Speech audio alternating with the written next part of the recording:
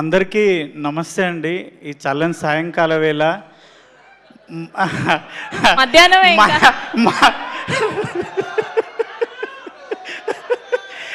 మనందరి సినిమా ఇరుముడి 6 ఏళ్ళ పాప నుంచి 60 ఏళ్ళ ముసలి వరకు ప్రతి ఒక్కరు థియేటర్కి పోయి చూస్తురన్న. ఎవరన్నా మా ఇంటి పక్కన రామ్లక్ ఉంటుంది, ముసలామే మా పోరడు అన్నాడు, నాయనమ్మ 4 రోజులు అయితే ఫోన్లో వస్తుంది చూడొచ్చు అంటే, అరే బాడక అది సినిమా ఆ థియేటర్లో చూసే సినిమానంట, ఫోన్లలో చూడొద్దంట, థియేటర్లో చూసే సినిమానంట అని ఒక ముసలామె అన్న, ఒక 55 ఏళ్ళ ముసలామే ఆ మాట అంటుంది. ఆమె కూడా థియేటర్లో చూడాలనుకుంటుందంటే మన సినిమా ఎంత గొప్ప సినిమా అన్న, ఎంత గొప్ప కథ అన్న. ఇన్స్టాలో మొత్తం సినిమాను మొత్తం రివీల్ చేసేసారన్న. అయినా సరే ఏ ఒక్కరు కూడా ఎంత రివీల్ అయినా సరే ప్రతి ఒక్కరు సినిమాని థియేటర్లోనే చూడాలి, సినిమాని థియేటర్లోనే చూడాలి అన్న. నిజంగా చెప్తున్నా, అప్పుడెప్పుడో ఒసే రామలమ్మ సినిమాలో ఒసే రామలమ్మ సినిమాకి మా ఊర్లో లైన్లు కట్టి ఆడ మొగ అమ్మ నాయనమ్మ పిల్లలందరూ పోయేది. మొన్న చూసినన్నా ఏ సినిమా అయినా షాద్నగర్లో ఒకటే థియేటర్లు వేస్తారు, 3 థియేటర్లో 4 రోజులు హౌస్ఫుల్ ఉంది. ఇప్పటికీ టికెట్లు లేవు. అందరు నాకు కాల్ చేస్తున్నారు, అరే నువ్వు చేయొచ్చు కదా, అరే నాయన అవి అట్లుండేరు అయ్యా, అందులో బుక్ చేసుకోవాలని చెప్పుకుంటున్నా. అంత గొప్ప సినిమా. ఇంకోటి సార్, నీకు నేను నా భార్య నా పిల్లలు నేను సచ్చే వరకు శివనిర్వాణ సార్ను మర్చిపోతే నేను మనిషినే కాదు. ఎందుకంటే నేను ఒక 18 ఏళ్ళు అయింది ఇండస్ట్రీకి వచ్చి, ఒక 12 ఏళ్ళ నుంచి ఒక లేడీ గెటప్లో బతుకుతున్నా.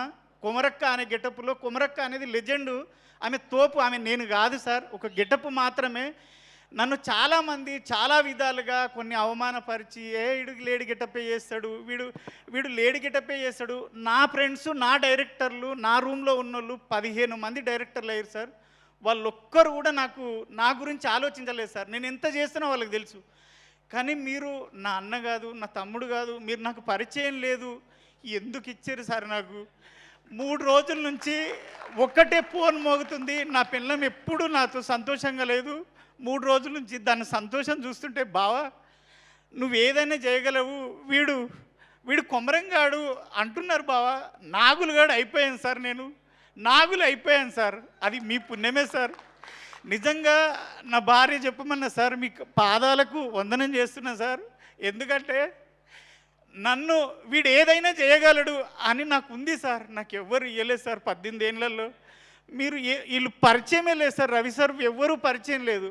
నన్ను చూసి నా టాలెంట్ని చూసిండో ఏం చూసిండో దేవుడిలాగా నాకు అవకాశం ఇచ్చినావు, అదైతే ఒకటి సార్. ఇంకొకటి, నేను ఫైట్లు ఎప్పుడు చేయలేదు సార్. దసరాలో కూడా సాయి సార్తో చేశాను, ఫైట్ చేయలేదు. ఫస్ట్ డే నాది ప్రామిస్ సార్, నాది గే క్యారెక్టర్ అనుకున్నాను సార్.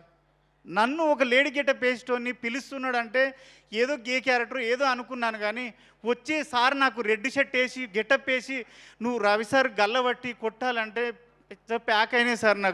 నా తోటి కాలే సార్, నిజం సార్, నా తోటి కాలే. అప్పుడు ఆడొక బూత్ మాట ఉంటుంది, సార్ అన్నాడు, అనరా అన్నాడు. అమ్మ నీ కాలుమొక్త సార్, నేను అనలేను సార్ అన్న. అంటే ఏం కాదు అనరా అన్నాడు. మీరు వచ్చేటప్పటికే నేను చెమటలతో తడిచిపోయినా సార్. మీరు అనుకున్నారు ఆ స్ప్రే కొట్టారేమో అనుకున్నారు సార్. కానీ అప్పటికే నేను మిమ్మల్ని చూసి తడిచిపోయాను సార్ అప్పటికే.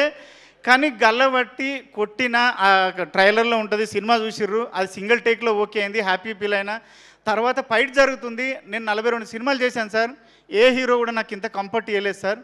మీరు ప్రతి దగ్గర ఏం చెప్తున్నారంటే, అరే చూసుకున్నావా ఓకేనా ఫైటు, ఓకేనా ఫైట్ సార్. నేను అంత అద్భుతంగా ఫైట్ చేయడం ఏంటి సార్?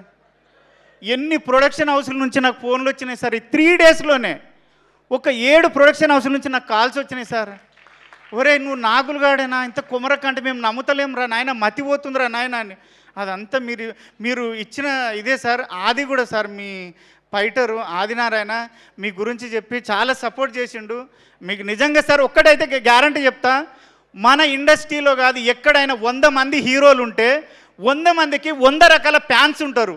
కానీ ఆ 100 రకాల మంది ఫ్యాన్స్, 100 హీరోల ఫ్యాన్స్ ఒకే ఒక వ్యక్తిని ఇష్టపడే వ్యక్తి మన రవితేజ సార్.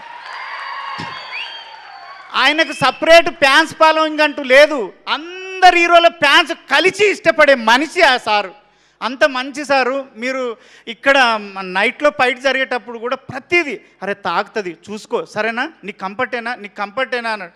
ఆ ఫైట్లో అయితే కుక్కను కొట్టినట్టు కొట్టిరు సార్.